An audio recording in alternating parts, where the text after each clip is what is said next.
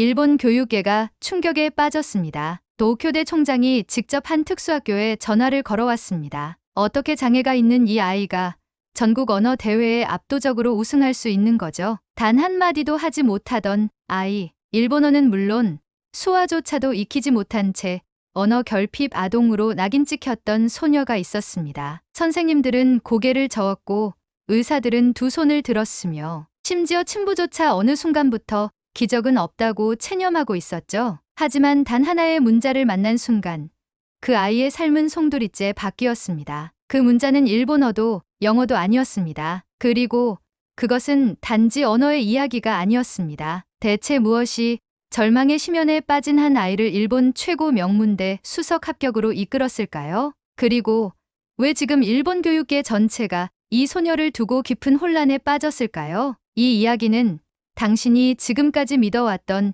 우리나라 언어인 한글의 개념 자체를 흔들게 만들지도 모릅니다. 바로 지금 사연을 들어보겠습니다. 잠깐 1초밖에 걸리지 않는 좋아요 버튼 한 번만 눌러주세요. 여러분의 클릭 한 번이 영상을 제작하는 저에게 가장 큰 힘이 된답니다. 안녕하세요. 저는 일본 도쿄 외곽 다치카와시에 살고 있는 와타나베 아키라라고 합니다. 올해 47이고 작은 전자부품 공장에서 근무하며 혼자 딸아이를 키우고 있습니다. 지금부터 제가 겪은 기적 같은 일을 여러분께 조심스럽게 털어놓으려 합니다. 솔직히 말씀드리자면 아직도 제가 겪은 일이 현실인지 믿기 어려울 때가 많습니다. 하지만 분명히 말씀드릴 수 있는 건 그 모든 변화의 시작에 한글이라는 존재가 있었다는 사실입니다. 제 딸 미사키는 지금 16살입니다. 원래는 또래 아이들보다도 유난히 밝고 표현이 풍부한 아이였습니다. 어린이집 발표회에서 앞장서 노래를 부르고 저희 부부 앞에서는 귀엽게 춤을 추며 까르르 웃던 기억이 아직도 생생합니다. 하지만 그 모든 건 5살 무렵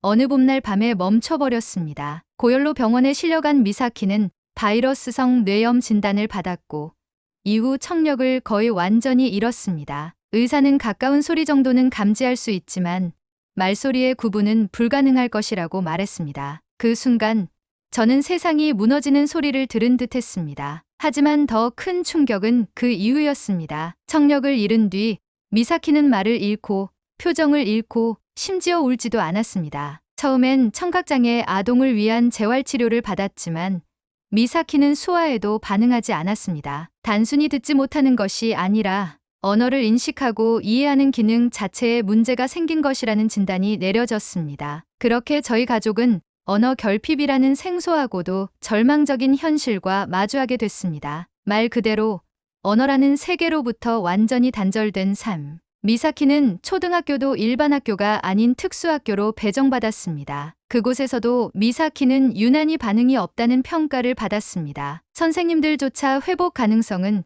거의 없다고 말할 정도였습니다. 저는 그런 말을 들을 때마다 머리가 하얘지고 가슴이 조여왔습니다. 무표정하게 저를 바라보는 아이의 눈빛에서 왜 아무도 내 말을 못 알아들어요? 라는 외침이 들리는 듯했기 때문입니다. 아내는 미사키가 7살이 되던 해 유방암으로 세상을 떠났습니다. 암 투병 중에도 하루 2번 미사키에게 그림책을 읽어주던 사람입니다. 아내의 빈자리는 너무 컸습니다. 그리고 저는 아버지이자 어머니의 몫까지 감당하며 살아야 했습니다. 퇴근 후에는 청소 용역 아르바이트를 하고 미사키가 자는 밤엔 인터넷으로 특수교육 자료를 찾아 공부했습니다. 하지만 아무리 노력해도 아이의 눈빛은 변하지 않았습니다. 기적 같은 변화는 그토록 오랜 시간 동안 단 한 번도 오지 않았습니다. 그러던 어느 날 학교에서 보낸 한 장의 가정통신문을 받았습니다. 국제언어인지 교류 프로그램 안내라는 제목이었습니다. 한국에서 파견된 언어인지학자 박도윤 교수가 특수학교에서 한글 기반의 수어 체험 수업을 시범 운영한다는 내용이었죠. 처음엔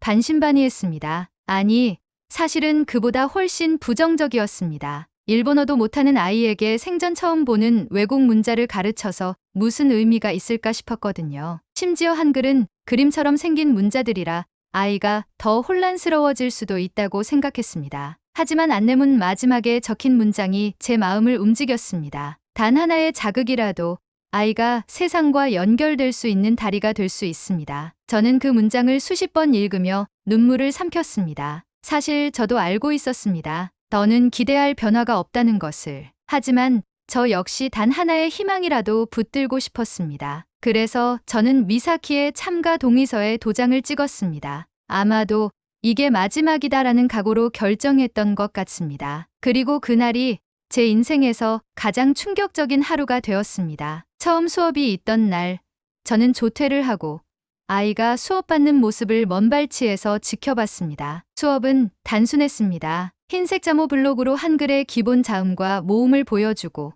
그것들을 조합해 손동작으로 표현하는 구조였죠. 미사키는 처음엔 평소처럼 무표정하게 앉아 있었습니다. 그런데 그 아이가 한글 자모를 보기 시작한 순간 믿을 수 없는 일이 벌어졌습니다. 아이의 눈빛이 변했습니다. 분명히 달라졌습니다. 흰 블록에 새겨진 응, 아, 노을 가만히 들여다보던 아이가 갑자기 작은 손을 들어 응의 모양을 따라 그리기 시작했습니다. 이어서 아를 손끝으로 가리키며 입을 약간 벌렸습니다. 저는 의자에서 벌떡 일어났습니다. 그건 단순한 반응이 아니었습니다. 아이가 처음으로 언어라는 개념을 인식하고 그것을 표현하려는 시도였습니다. 그날 미사키는 수업이 끝난 후 선생님의 도움을 받아 미사키라는 이름을 한글 수어로 표현했습니다. 이름을 저를 향해 보여준 것입니다. 그 순간 제 다리가 풀렸습니다. 눈물이 터졌습니다. 지난 수년간의 고통과 절망이 한순간에 무너지는 기분이었습니다. 아이가 세상과 연결된다는 것이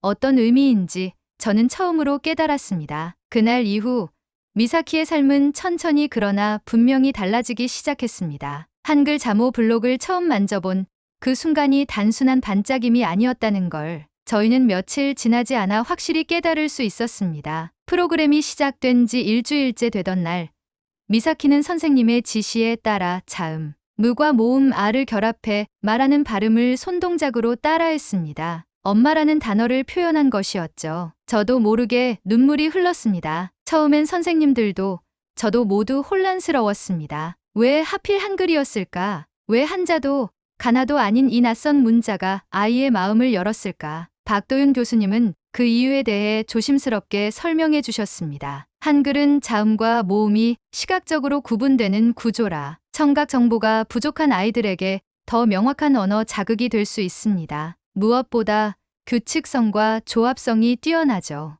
교수님의 말은 이론적으로는 이해가 됐지만 솔직히 저는 과학보다 기적이라는 말이 더 어울린다고 느꼈습니다. 미사키는 마치 언어의 문을 처음 여는 아이처럼 한글의 구조를 빨아들이기 시작했습니다. 블록을 만지며 조합하고 손으로 자모의 형태를 따라 그리며 뜻을 익혔습니다. 그리고 그것을 일본어로 해석하며 스스로 개념을 연결하기 시작했죠. 처음엔 단어였고 그 다음엔 두 단어, 세 단어, 어느 날은 나, 행복해라는 단어를 조합해 보여주었습니다. 저는 그날 밤 미사키가 자는 모습을 보며 처음으로 웃었습니다. 아이가 느끼는 행복이 진짜라는 걸 저는 알 수 있었습니다. 그 변화는 학교 전체를 놀라게 만들었습니다. 수업이 끝난 후에도 자발적으로 남아 블록을 조합하겠다고 말한 학생은 미사키가 처음이었습니다. 담당 교사였던 미우라 선생님은 그때 처음으로 저에게 이런 말을 했습니다. 와타나베 씨 미사키 양은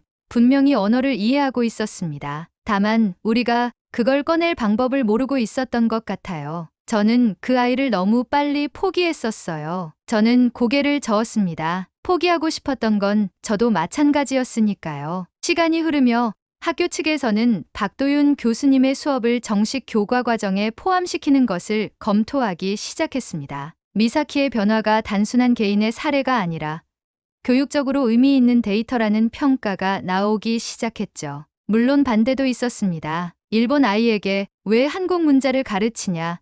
한글은 일본 아이에게 맞지 않다는 일부 학부모들의 반발도 있었지만 그런 주장들은 미사키의 모습을 본 사람들 앞에서 힘을 잃었습니다. 그리고 변화는 학교 밖에서도 이어졌습니다. 어느 날 집에서 식사를 마친 후 미사키가 종이에 무언가를 쓰기 시작했습니다. 손끝으로 응아바오지라고 또박또박 써내려갔습니다. 저는 그 글자를 보며 다시 한번 눈물을 흘렸습니다. 아이가 처음으로 저를 아버지라고 불러준 순간이었으니까요. 한글로 쓴 그 단어는 제 인생에서 가장 따뜻한 말이었습니다. 그 이후 미사키는 한글을 매개로 스스로 세상과 연결되기 시작했습니다. 스마트폰의 음성 입력을 대신해 자모를 타자로 입력해 일기를 쓰고 일본어로 번역해 학교에 제출하기도 했습니다. 저는 이제 아이와 이메일을 주고받습니다. 일본어로 쓰인 이메일이지만 그 시작은 늘 한글로 시작됩니다. 아버지, 감사합니다. 박도윤 교수님은 어느 날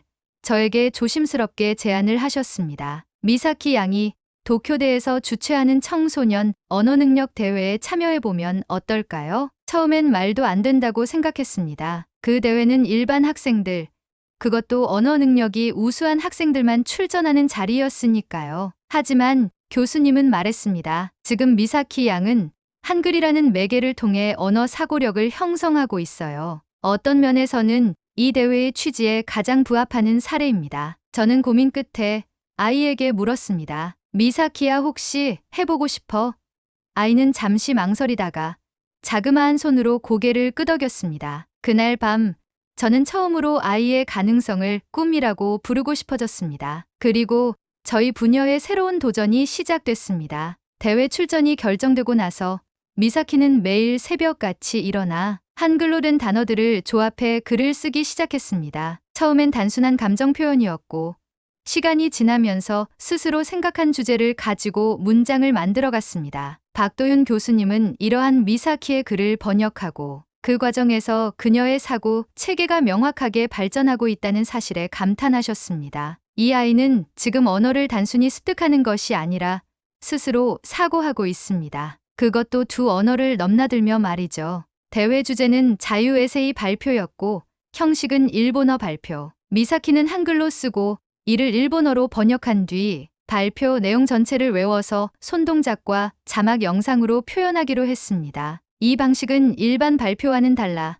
대회 측과 사전 협의가 필요했지만 박도윤 교수님이 적극적으로 설득해 주신 덕분에 허가를 받을 수 있었습니다. 대회 당일 저는 아침 6시에 미사키와 함께 전철을 타고 도쿄대로 향했습니다. 도중에 아무 말도 하지 않던 아이가 차창 너머를 보며 입모양으로 작게 말했습니다. 아버지, 고맙습니다. 그 순간 저는 모든 결과는 상관없다고 생각했습니다. 아이가 이만큼 자라줬다는 것 자체가 이미 세상을 다 얻은 것 같았거든요. 대회장에 도착하자 수많은 참가자들이 열띤 분위기 속에 발표 준비를 하고 있었습니다. 대부분의 아이들이 도쿄대 부설 고등학교나 전국 명문고등학교 출신들이었습니다. 그 속에 조용히 앉아있는 미사키의 존재는 확실히 이질적이었죠. 일부 교사들과 학생들이 저 아이는 뭐지라는 시선을 보내기도 했습니다. 심지어 어느 보수적인 고등학교 교사가 지나가며 대놓고 중얼거렸습니다. 한국어로 에세이를 쓰고 일본 대회에 나오다니 선 넘었군. 그 말을 들었을 때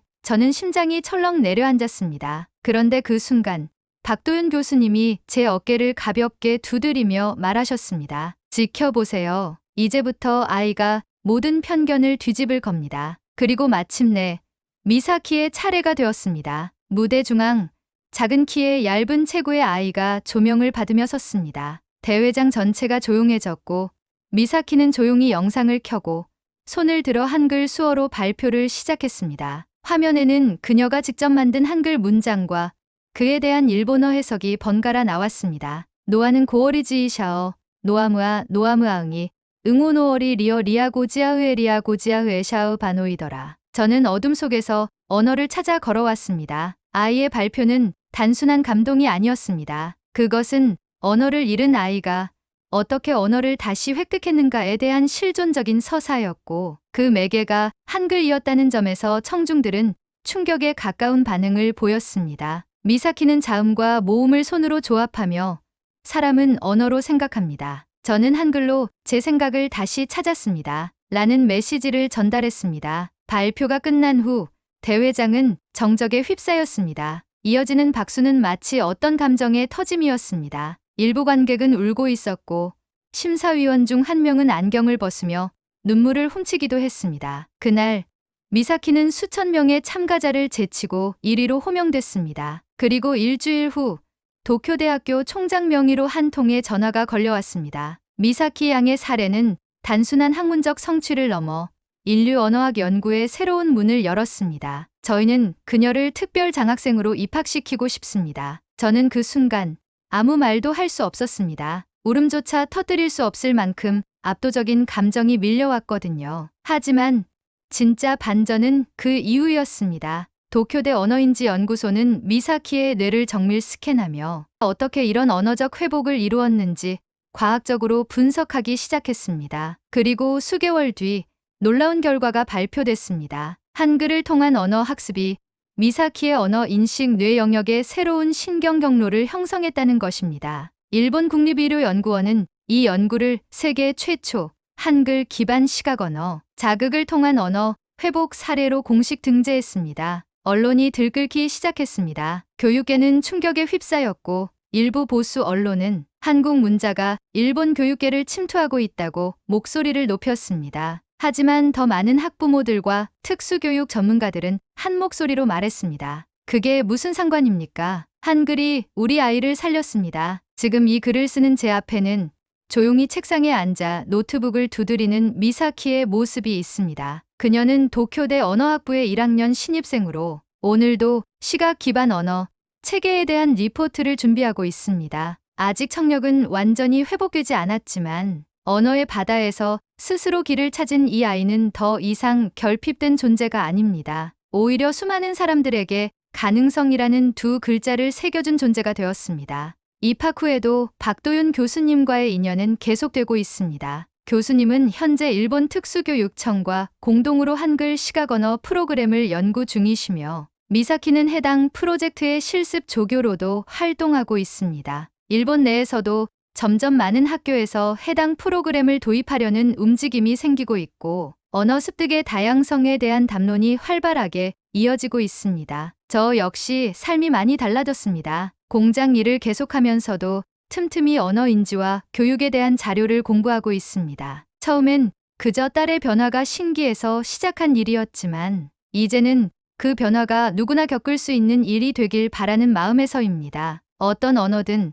어떤 방법이든 아이가 세상과 연결될 수만 있다면 그것은 분명히 언어라고 믿게 되었기 때문입니다. 미사키가 도쿄대에 입학한 뒤 한 기자가 저에게 이런 질문을 했습니다. 와타나베 씨, 만약 그때 가정통신문을 무시했더라면 지금 어떤 삶을 살고 계셨을 것 같으세요? 저는 잠시 생각하다가 이렇게 대답했습니다. 아마 제 딸도 저도 지금보다 훨씬 조용한 삶을 살고 있었을 겁니다. 하지만 그 조용함은 평온함이 아니라 단절이었겠지요. 기적이라는 건 대단한 사건이 아니라 문을 여는 순간이라고 생각합니다. 그 문이 한글이라는 이름을 가졌을 뿐이고 그 문을 함께 열어준 사람이 박도윤 교수님이셨던 겁니다. 제 아이가 세상에 손을 내밀 수 있도록 제 손을 다시 잡아줄 수 있도록 해주신 모든 분들께 지금도 감사한 마음뿐입니다. 요즘은 미사키가 먼저 저를 걱정합니다. 새벽에 청소 일을 나가려 하면 너무 피곤하지 않으세요? 라며 한글 문자판에 써서 건네주곤 합니다. 그러면 저는 웃으며 대답합니다. 괜찮다.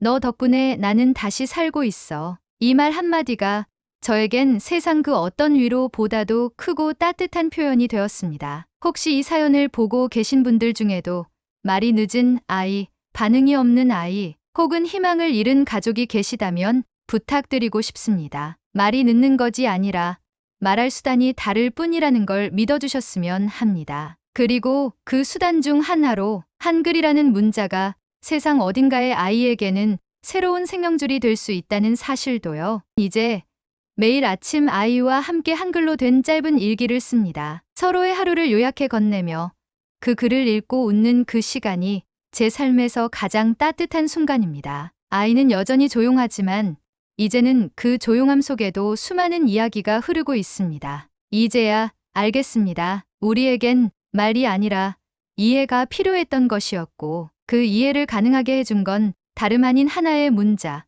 그리고 사람의 손길이었습니다. 그 문자가 한글이었다는 것이 제겐 단지 우연이 아니라 운명처럼 느껴집니다. 이 모든 시간을 지나오며 저는 결국 한 가지를 확신하게 되었습니다. 부모로서 제가 아이에게 줄 수 있었던 가장 큰 선물은 포기하지 않는 마음이었습니다. 그리고 미사키가 제게 보여준 가장 큰 선물은 세상에 대해 다시 믿을 수 있게 해준 조용한 용기였습니다. 한글이라는 문자는 저희에게 단지 문자가 아니었습니다. 그것은 닫힌 문이었고 동시에 열쇠였으며 두 사람 사이에 놓인 다리였습니다. 말하지 않아도 통하는 마음이 있다는 걸 이 아이는 말이 아닌 글자로, 글자가 아닌 마음으로 저에게 알려주었습니다. 이제는 더 이상 왜 우리 아이만이라는 질문을 하지 않습니다. 대신 이렇게 묻습니다. 이 아이가 어떻게 이 길을 이렇게 아름답게 걸어올 수 있었을까? 그리고 저는 조용히 대답합니다. 아이는